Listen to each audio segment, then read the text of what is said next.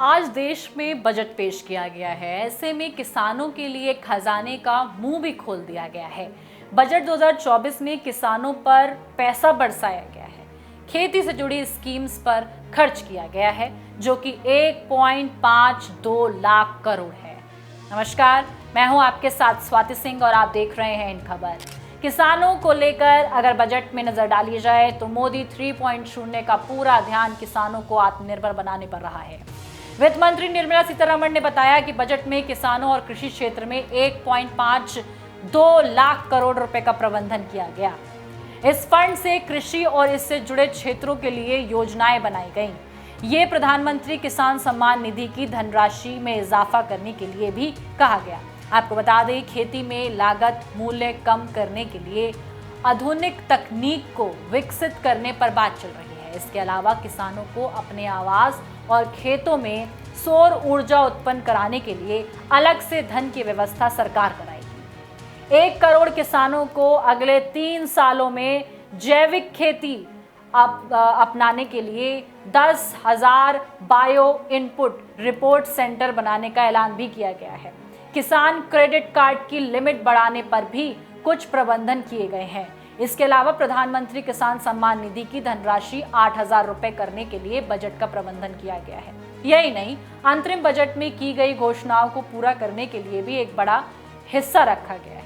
जैसे कृषि जलवायु क्षेत्र में नैनो डीएपी के इस्तेमाल के विस्तार का ऐलान किया गया है। डेयरी विकास के लिए व्यापक कार्यक्रम बनाने के लिए भी बजट में प्रबंधन किया गया है। बहुत जल्द देश के 5 अन्य राज्यों में क्रेडिट कार्ड लागू किया जाएगा। यही नहीं, क्रेडिट कार्ड की लिमिट भी बढ़ाई जा सकती है। सरकार डिजिटल इंफ्रास्ट्रक्चर बढ़ाने पर काम करेगी। किसान की जमीन को फार्मर लैंड रजिस्ट्री के तहत लाया जाएगा। जी हाँ, ग्राम पंचायत जो इस योजना को लागू करना चाहेगी वह उसे बढ़ावा दिया जाएगा। वहां पर दालों और यहां तक कि तेलहन के लिए आपको बता दें इसके उत्पादन को बढ़ावा दिया जा रहा है, ताकि इस मामले में आत्मनिर्भर किसान हो पाए, ताकि मस्टर्ड, सोयाबीन आदि यहाँ तक कि आपको बता दें तिलहन उत्पादों को बढ़ावा दिया जा सके। सरकार ने एग्रीकल्चर और उससे जुड़े सेक्टरों के लिए लगभग 1.50 लाख करोड़ रुपए दिए हैं।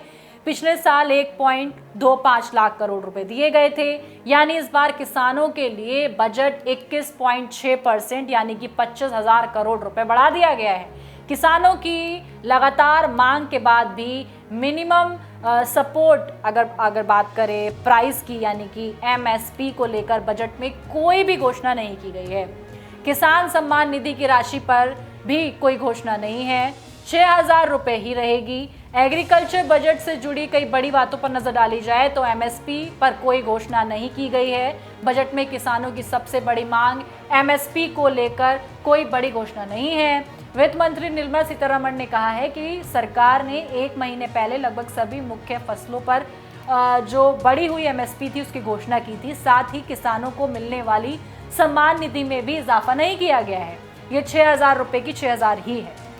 दाल उत्पादों में देश को आत्मनिर्भर बनाने में दाल और दलहन के मामले में देश की आत्मनिर्भरता और इसके प्रोडक्शन, स्टोरेज और मार्केटिंग पर फोकस करेंगे। यहाँ तक कि खाद्य तेल वाली फसलों जैसी सरसों, मूंगफली, यहाँ तक कि आपको बता दें सोयाबीन के उत्पादन को बढ़ाने के लिए स्ट्रेटजी बनाई जाएगी। इसके साथ ही सब्जियों की सप्लाई चेन को मजबूत करने की बात कही गई है। इसके साथ स्टोरेज और मार्केटिंग पर फोकस किया जाएगा। राज्यों के साथ पार्टनरशिप करके खेती किसानों के लिए डिजिटल इंफ्रास्ट्रक्चर पर काम। 6 करोड़ किसानों की जानकारी लैंड रजिस्ट्री पर लाई जाएगी। 1 करोड़ किसानों को प्राकृतिक खेती के लिए तैयार किया जाएगा। किसानों की मदद के लिए 5 राज्यों के नए किसान क्रेडिट कार्ड जारी किए जाएंगे। यहाँ तक कि आपको बता दें नाबार्ड के जरिए किसानों को मदद दी जाएगी। ग्रामीण अर्थव्यवस्था मजबूत करने पर काम होगा। किसान की पैदावार को मौसम के असर से बचाने पर काम किया जाएगा। सरकार ने बताया है कि 32 फसलों की लगभग 109 किस्में लाई जाएंगी, जिस पर मौसम की मार का असर कतई नहीं होगा।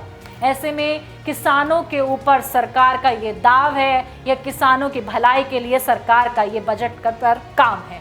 ये तमाम तरीके की जो बजट में किसानों के लिए घोषणाएं की गई हैं, इस पर आप क्या कहना चाहेंगे और क्या कमी रह गई है वो भी बताइएगा कमेंट बॉक्स में। अभी के लिए मेरे साथ बस इतना ही। देखते रहिए इन खबर। धन्यवाद।